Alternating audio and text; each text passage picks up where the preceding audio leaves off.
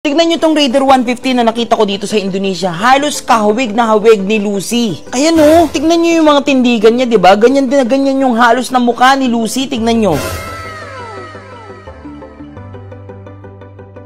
Pero yung gulong niya, kung makikita nyo, sobrang kapal nung gulong niya. Feeling ko, 90-80 tong harapan niya. Sa akin kasi 80-80 lang eh. Tignan nyo yung likuran naman niya, oh. Diba parehas na parehas ng kay Lucy. O, ngayon nyo sabihin sa akin, walang ganyan sa Indonesia. Ha? Yung swing arm, hawig, tapos may fender na rin tayo. Tapos kung makikita nyo, ayan oh, wala siyang grab bar. Pwede pala natin tanggalin yung grab bar natin para mas malalong matulis tignan si Lucy. Sheesh! O, diba? O, sino nagsasabing XRM si Lucy? Ayan, no, tignan nyo yung manibela, oh. Ganyan na ganyan yung manibela ni Lucy.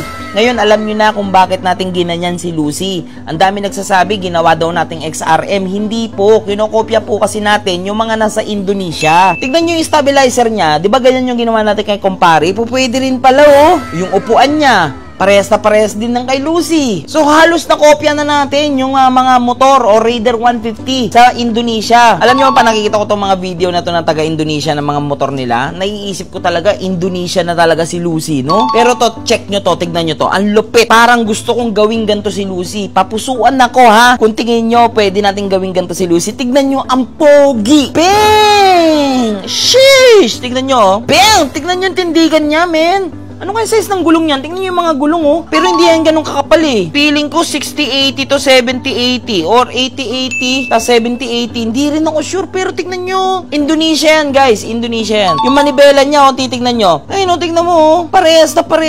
Talagang mga Indonesia, guys, mahilig sa ganung manibela. Yung sinasabi yung XRM. Pero kung mapapansin ninyo, naka-swing arm siya dito. Plus 2 na swing arm. So, pwede tayo mag-plus 2 na swing arm. Kung titignan mo mabuti yung tindigan itong motor na to, na Indonesia na to, FI nga lang siya, FI. Pero si Lucy, carb. Pero kung titignan nyo yung tindigan niya, oh, para siyang Malaysian concept. Pusuan ako, guys, kung gusto nyong gantuhin natin si Lucy. Ang pogi, men. Sa shifter, ganun pa rin. NGRT yung gamit nila. Ah, sheesh. Kikita nyo yung silver na yan. Yan, oh, yung silver na yan. Ang tawag po dyan is Suzuki Raider Garnish. O, di ba?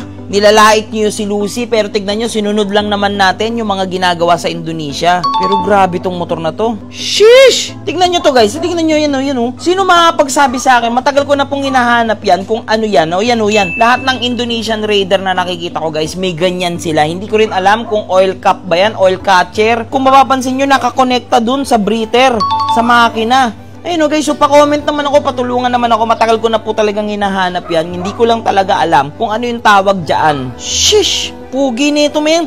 Tapos yung decals nyo, kayang-kaya ko pagawan to kaya, no? T-pants, gawin lang nating red, no? Red naman yung mga lining. Wow! Ang haba tignan, no? Itong video naman ngayon, tinanggal niya yung fender niya. Sa bagay kasi sa Raider FI, may option kayo. Pwede mong tanggalin kasi yung fender ng mabilisan. May tornilyo lang.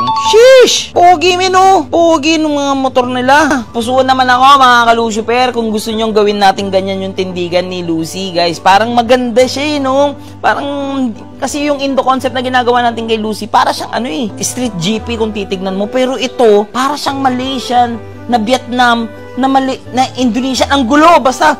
Pero ang pogi niya, men. Yan, papusuan ako pag maraming puso to. Renovate na naman natin si Lucy.